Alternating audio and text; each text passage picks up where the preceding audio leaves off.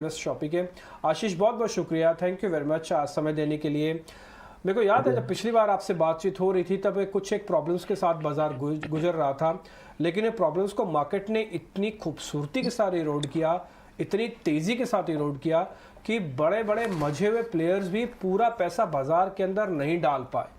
और मैं कई फंड मैनेजर्स को जानता हूँ जो ये कह रहे हैं कि एक सेट ऑफ मनी तो हमने इन्वेस्ट किया बट पूरा पैसा तो हम भी नहीं डाल पाए। तो इस बार आपको जो बाजार ने छकाया, आपको लगता है कि ये फेयर वैल्यू पे अभी भी चल रहा है?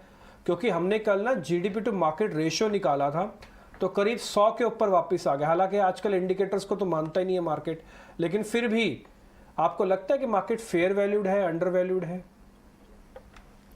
देखिए, मेरे मुताबिक जैसे आपने ठीक बताया, ultimately in the short term it is demand and supply.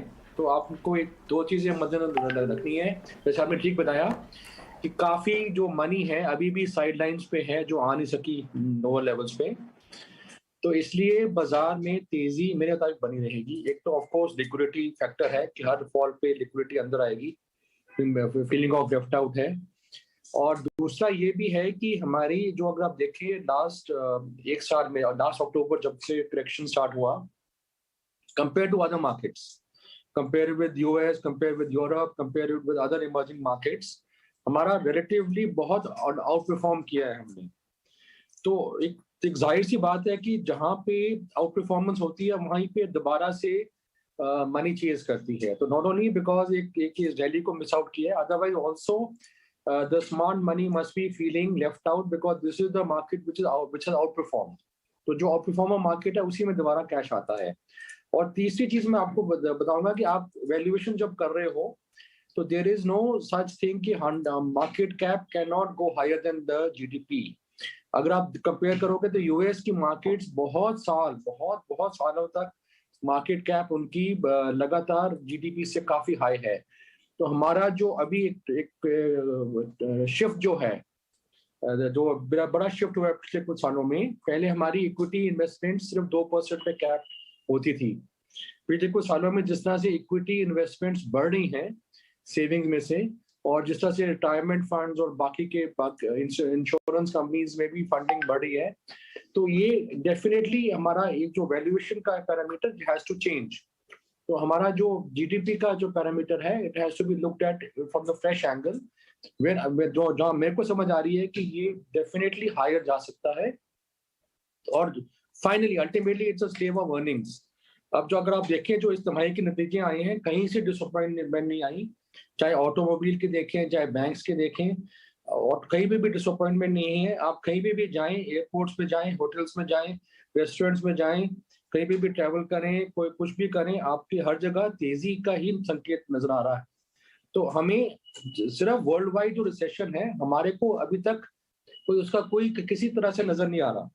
तो इसलिए हमारी तेजी मेरे मुताबिक तो बिल्कुल बनी रहेगी। हमारे पास अर्निंग सपोर्ट भी है, लिक्विडिटी फैक्टर भी हमारा फेवरेबल है, और ओवरऑल जो हमारा फैक्टर है कि इक्विटी इन्वेस्टमेंट्स वापस आ रही है, मतलब एक इक्विटी इन्वेस्टमेंट जो पहले एक सीलिंग होती थी उसको ब्रेक करके ऊपर जा रही है, उसका भी फैक्टर है। और एक फीलिंग ऑफ लेफ्ट आउट जो है ऑफ इंस्टीट्यूशनल इन्वेस्टर्स वो भी है। सो मेरे मुताबिक ये मार्केट ऊपर ही जा रही है। थोड़े बहुत करेक्शंस हल्के फुल्के आ सकते हैं, फिर बहुत मेजर कैटास्ट्रॉफी हो जाए वर्ल्ड वाइड तो फिर एक करेक्शन आ सकती है, बट दैट इज वो एक बेस फैक्टर नहीं होना चाहिए कोई भी डिसीजन मेकिंग का। तो इसलिए बहुत अच्छा चांस यही है कि आप अगर इन्वेस्टेड है तो बने रहें। कोई भी इंटरडे या एक आधे दिन का जो डिप आएगा बीच में उसको आप एक बाइंग अपॉर्चुनिटी माने। और मार्केट में मेरे मुताबिक दिवाली तक एक नया ऑल टाइम हाई बनाना चाहिए, और ईयर एंड तक मेरे मुताबिक जो मैंने एक लास्ट ईयर भी अपने वीडियो में टारगेट दिया था, मेरे मुताबिक ईयर एंड तक ये 20,000 तक जा सकता है मार्केट निफ्टी। गुड आफ्टरनून आशीष, प्रियंका यार, वेरी रॉबस्ट टारगेट, यानी अब 18,000 की तरफ हम देख रहे हैं और आप साल के अंत तक 20,000 की बात भी करते हैं। और ये रैली और ये जो कैचअप रैली की बात हो रही थी ये पिछले एक महीने से हो रही थी कि शायद दिवाली से शुरू हो जाएगी, दिवाली से पहले शुरू हो जाएगी, पर बहुत जल्दी और बहुत क्विक पेस पे हमने 1200-1500 पॉइंट्स हमने तेजी देखी है इंडेक्स पर। लेकिन आप जैसे बार बार कह रहे हैं कि लेफ्ट आउट वाली फीलिंग है इंस्टीट्यूशंस के बीच में, रिटेल में भी हो सकता है बहुत सारे लोग जो नहीं बाय कर पाए। अब मौके और कहाँ हैं जहाँ तेजी अभी भी आपको लगता है कि बनी रहेगी? देखिए, मेरे मुताबिक जो अच्छी बात हमारी मार्केट की ये है कि सेक्टर वाइज रोटेशन हो रहा है। अभी जब बैंक्स को पिछले कुछ दिनों चलाया, बैंक्स को थोड़ा हल्का किया है, तो कल ऑटो चल गए थे, ठीक है। ऐसे ऐसे सेक्टर रोटेट हो रहे हैं। एफएमसीजी आज वापस आ रहा है। तो मेरे मुताबिक सेक्टर वाइज आप देख सकते हैं, मेरे मुताबिक अभी भी ऑटो एक्सेलरीज में काफी दम है, एफएमसीजी में काफी दम है, और कहीं पे करेक्शन आए तो बैंक्स में भी दवा ले सकते हैं। इसके अलावा रियल एस्टेट एक सेक्टर है जो काफी देर से अंडर परफॉर्म कर रहा है। मेरे मुताबिक दोनों गोदरेज प्रॉपर्टीज, डीएलएफ और जो दूसरे भी जो दिग्गज काउंटर्स हैं, इनमें निवेश किया जा सकता है। इसके अलावा जो मैन्युफैक्चरिंग है, जो पीएलआई स्कीम्स के थ्रू मैन्युफैक्चरिंग बहुत बड़ा एक सेक्टर है जो कि वापस आ रहा है। इंजीनियरिंग कंपनीज, केमिकल कंपनीज, जहां जहां पे भी पीएलआई स्कीम का एडवांटेज है, जहां जहां चाइना प्लस वन फैक्टर का एडवांटेज मिल रहा है, वहां पे भी आपको इन्वेस्टमेंट अपॉर्चुनिटीज बहुत मिल रही है। वहां पे अगर दिग्गज काउंटर्स देखे जाएं, जैसे एसकेएफ बेयरिंग्स है, वो काफी चल चुका है। पर अगर आप मिड कैप्स में देखें या सेकंड रैंक काउंटर्स में देखें, तो काफी इंजीनियरिंग, टेक्नोलॉजी, केमिकल्स, जहां जहां मैन्युफैक्चरिंग का एडवांटेज इंडिया के पास है, इवन ऑटो एंसिलरीज में भी वो आ रहा है एडवांटेज। तो वो आपको जरूर लेना चाहिए, क्योंकि चाइना प्लस वन फैक्टर में इंडिया का काफी एडवांटेज आ रहा है इन सेक्टर्स में, और पीएलआई स्कीम काफी सक्सेसफुल हो रही है। तो केमिकल्स अभी भी मेरे मुताबिक ठीक है, और इंजीनियरिंग खास करके जहां जहां आउटसोर्स हो रहा है यूएस से, और जो कंपनीज की एक इनहेरेंट स्ट्रेंथ है, जैसे डिक्सन टेक्नोलॉजीज है, ऐसी कंपनीज में आपको अभी भी निवेश का मेरे मुताबिक बहुत अच्छा अवसर मिल रहा है, क्योंकि करेक्शन के बाद अभी भी वो अपने ऑल टाइम हाई से काफी लो ट्रेड कर रहे हैं कंपनीज। तो इनमें आपका अभी भी निवेश का एक बहुत अच्छा अपॉर्चुनिटी मिल रहा है। Good afternoon. Of course manufacturing sector PLI play की जो आप बात कर रहे हैं, स्वतंत्रता दिवस पर प्रधानमंत्री नरेंद्र मोदी जी ने भी अपने संबोधन में कहा था मैन्युफैक्चरिंग को बढ़ावा देने की, एनर्जी स्पेस को बढ़ावा देने की बात कही थी। और of course auto, FMCG, banks लगातार हैं, और रियल एस्टेट पैक भी आपके चुनिंदा सेक्टर्स के तौर पर। लेकिन कुछ और ट्रिगर्स हैं जो कि बाजार को इम्पैक्ट करते हैं, जैसे कि करेंसी, एनर्जी पैक और साथ ही इन्फ्लेशन कंसर्न्स। अब आज रुपए की ओपनिंग हमने जब देखी, काफ़ी मजबूती वहाँ पर नजर आई थी, लेकिन आपको क्या लगता है, क्योंकि क्रूड फैक्टर है, डाउनफॉल वहां दिखा है, वीक डब्ल्यूपीआई डेटा, इन्फ्लेशन के नंबर्स आते हुए नजर आए हैं, क्या एक रेंज बाउंड ही करेंसी आगे ट्रेड करती दिखेगी? देखिए, ये भी मेरे मुताबिक जितना फॉल था रुपये का, वो एटलीस्ट वो द नियर टर्म हो चुका है, क्योंकि मेजर फैक्टर क्या था? मेजर फैक्टर था क्रूड। अब उसमें हमने देखा है क्रूड का कितना अच्छा कूल ऑफ हुआ है पिछले 1-1.5 महीने में। इनफैक्ट 3 मंथ लो पे चला गया क्रूड। और दूसरा, मेरे मुताबिक हमारा वैसे भी लकीली हमारा उस टाइम हमें लग रहा था कि शायद गलत किया डिसीजन, पर लकीली हमारी सरकार ने एक बहुत अच्छा डिसीजन लिया था। जब कोविड का टाइम आया था 2 साल पहले, तो बहुत सारी कंट्रीज ने एक्स्ट्रा करेंसी प्रिंट की थी, अगर आपको ध्यान हो, और बहुत एक्स्ट्रा फिस्कल लीवेज दिया था, फिस्कल डेफिसिट को बढ़ाया था, बहुत सारे बेनिफिट्स पास ऑन किए थे कस्टमर्स को, ताकि एक आम नागरिक को, ताकि जो कोविड का इफेक्ट है वो ना हो। हमारे यहाँ पे काफी कंजर्वेटिव स्ट्रेटेजी रही थी, उस टाइम भी हमने एक्स्ट्रा करेंसी प्रिंट नहीं की थी। तो कहीं ना कहीं जाके वो हमें हेल्प कर रही है अब, क्योंकि जिस तरह से रनअवे इन्फ्लेशन यूएस में और बाकी जगह हम देख रहे हैं, वैसी इन्फ्लेशन यहाँ नहीं हो रही। तो एक बहुत अच्छा ये भी पॉजिटिव फैक्टर है जिसको हमें कंसिडर करना चाहिए, कि हमारी करेंसी जरूर थोड़ी डेप्रिशिएट की है डॉलर के मुताबिक, पर बाकी इमर्जिंग मार्केट की करेंसी की अगर कंपैरिजन की जाए तो हमारी करेंसी काफी स्टेबल है, और मेरे मुताबिक यहाँ पर अब और फॉल का चांस बहुत कम है। तो जो करेंसी का भी जो होना था इम्पैक्ट, वो हो चुका है, और मेरे मुताबिक इन्फ्लेशन भी यहाँ से धीरे धीरे करके टेम होगी, जो कि एक तरह से और एक पॉजिटिव फैक्टर हमें आगे लेके जा सकता है मार्केट। ओके, ठीक है। तो खैर क्रूड के अंदर भी गिरावट आई है। 2-3 चीज़ें बड़ी इंपॉर्टेंट हैं आज ही। जैसे आज एक तो 3 बजे फिर से एक प्रेस कॉन्फ्रेंस होगी सरकार की तरफ से कैबिनेट के फैसलों पे। शायद ऐसा लग रहा है कि पीएलआई स्कीम को थोड़ा और बढ़ाना चाहते हैं, और कोई बड़ी बात नहीं, आज चार्जर को लेकर अनाउंसमेंट आ जाए। बड़ी दिलचस्प खबर है कि सभी फ़ोन्स के लिए अब एक ही चार्जर होगा आगे। तो जो भी आप डिक्सन टेक्नोलॉजी की आशीष बात बता रहे थे ना, एक्चुअली ये उसी बिज़नेस से जुड़ा हुआ है। ये एलईडी है बनाता है, ये स्मार्टफोन्स के अंदर है, और अगर मैन्युफैक्चर करके बड़ी बड़ी कंपनीज को देता है। देश के प्रधानमंत्री जब संबोधन कर रहे थे तो उन्होंने भी पीएलआई स्कीम में मैन्युफैक्चरिंग हब बनाने की बात की गई है, और ये चाइना के साथ हम कंपटीशन अपना देख ही पा रहे हैं, उसमें हमारी लीडरशिप तो खैर काबिल तारीफ़ है। लेकिन आशीष कई बार ऐसा होता है ना, जब मार्केट इस जगह पर आके रुकता है या फिर इस जगह पर आके चल रहा होता है, तो आपको कई बार ये फैसले भी लेने होते हैं कि अब इस सेक्टर के अंदर चर्निंग होगी। आपको मैं 2 सेक्टर बताता हूँ, आप मेरे को जरा इसकी ना वेटेज बताइएगा। पहला फार्मास्यूटिकल्स, दूसरा आईटी।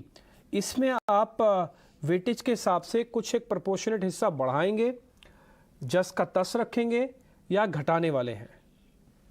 देखो, आईटी में वैसे का वैसे रखूंगा, क्योंकि आईटी में जरूर अंडर परफॉर्मेंस है, पर आईटी में हेडविंड्स भी हैं। और मेरे मुताबिक आईटी को मैं इक्वल वेटेज रखूंगा। आईटी में थोड़ा सा ज्यादा परफॉर्म किया था पिछले बुल मार्केट में, तो एक तरह से चांसेस ये है कि इस मार्केट में वो लैगार्ड ही रहेगा, जो अभी तक दिख भी रहा है। तो वेटेज ना बढ़ाऊंगा ना घटाऊंगा। फार्मा में जरूर एक तरह से क्वाड्रेरियन कॉल लिया जा सकता है, क्योंकि फार्मा ने भी काफी देर से परफॉर्म नहीं किया। फार्मा में एक तरह से अपॉर्चुनिटीज अभी भी हैं और अभी भी एक्सप्लॉइट हो रही हैं। तो फार्मा में मैं जरूर अपना वेटेज थोड़ा बढ़ाना चाहूंगा, क्योंकि उसमें अगेन अंडर परफॉर्मेंस और अंडर ओनरशिप है। फार्मा में आप एक्सपोजर बढ़ाएंगे और आईटी में आप ज़्यादा पोजीशनिंग को चेंज नहीं करेंगे। ऑल राइट आशीष, इसके अलावा और कौन से बड़े थीम हैं या जो इंटरेस्टिंग थीम्स हैं जिन्हें आप स्टडी कर रहे हैं, जिन्हें आपको लगता है कि जो एक लॉन्ग टर्म बेट के लिए अच्छे रहेंगे? देखिए, मेरे मुताबिक जो भी चीज ट्रांसफॉर्मेशन में हेल्प करेगी, मेरे मुताबिक जो हमारा डेकेड है, ये पूरा इंडिया का डेकेड है। हमारी जो इकोनॉमी है वो काफी ग्रो करनी है और कंजम्पशन काफी दोनों से बढ़ना है। तो जो भी चीज इस चीज को फेवर कर रही है, increase consumption, better lifestyle, better mobility, तो जो भी चीज इसमें आपको हेल्प करती है, तो बहुत ज्यादा सेक्टर्स कवर होते हैं। तो सारा ही जो ऑटो सेक्टर है, ऑटो जो भी even aviation, I will include in that. Aviation में इंडिगो मेरे मुताबिक अभी भी काफी अच्छा पिक है। इसके अलावा जो भी लाइफस्टाइल से कनेक्टेड चीजें हैं, कंज्यूमरिज्म है, कंज्यूमर गुड्स हैं, वाइट गुड्स हैं, आपके इंजीनियरिंग गुड्स हैं, इन सब में मेरे साथ डिमांड रहेगी, क्योंकि overriding theme has to be कि India transforming from let's say a lower income economy to a middle income group. तो वो जो डेकेड है, ये एक तरह से इंडिया का ट्रांसफॉर्मेशन का डेकेड है। तो आपको उस चीज पर नजर रखनी है कि जहां जहां आपको जो भी कंपनीज है, जो कंजम्पशन और इंफ्रा और स्पेंडिंग का बूम आएगा, और जो भी जब ट्रांसफॉर्मेशन होती है तो क्या होता है, आप ट्रैवल ज्यादा करते हैं, आप खरीदारी ज्यादा करते हैं। तो जो कंपनीज इस सबको केटर कर सकती हैं, उनमें आपको बने रहना है। ना सिर्फ आपने ट्रेड करना है, आपको बने रहना है। That will be the best advantage. और एक तरह से जो आपका ये मैन्युफैक्चरिंग का जो एक नया आ रहा है opportunity, that is game changer according to me. Because अभी तक क्या था, कई आफ्टर लिबरलाइजेशन आप देखो तो लास्ट 30 इयर्स में मैन्युफैक्चरिंग में हमारा इतना कभी भी ना फोकस रहा, ना इतनी स्ट्रेंथ रही। Regularly manufacturing as a percentage of GDP कम होता गया, तो which is set to change. तो इसलिए आपने वो देखनी है मैन्युफैक्चरिंग के जो कंपनीज के पास मैन्युफैक्चरिंग टेक्नोलॉजी में स्ट्रेंथ है, या चाहे आउटसोर्सिंग की हो या डोमेस्टिक कंजम्पशन में स्ट्रेंथ हो, जिसमें मैन्युफैक्चरिंग की कोई टेक्नोलॉजी हो या कोई और स्ट्रेंथ हो या वेल एस्टैब्लिश्ड कंपनी हो, उसको आपको लेकर बेटे रहना है। इसमें जैसे अगर आप डिफरेंट सेक्टर्स की बात करें, तो ऑटो एंसिलरी में भी जो दिग्गज काउंटर्स हैं, इंजीनियरिंग में हैं, आपके जो भी सेक्टर्स हैं जहाँ पे कि आप इमेजिन करो कि चाइना से अगर किसी ने एक और आउटसोर्स करना है और उसको लेना है, तो अगर उसमें किसी भी कंपनी की स्ट्रेंथ आती है, तो वो उसका opportunity will be unbelievable going ahead. तो माय सेंस इज कि इन कंपनीज में आपको लेके लॉन्ग टर्म रखना है, ताकि पूरी आपकी इसकी जो ट्रांसफॉर्मेशन है उसका आपको बेनिफिट मिले। आशीष, आपका बहुत शुक्रिया हमारे साथ जुड़ने के लिए, और बाजार पर अपना नज़रिया, साथ ही मैक्रो फ्रंट पर भी कहाँ कहाँ आपको पॉजिटिव आउटलुक्स नज़र आ रहे हैं वो बताने के लिए। It was really nice talking to you. चलिए आगे बढ़ते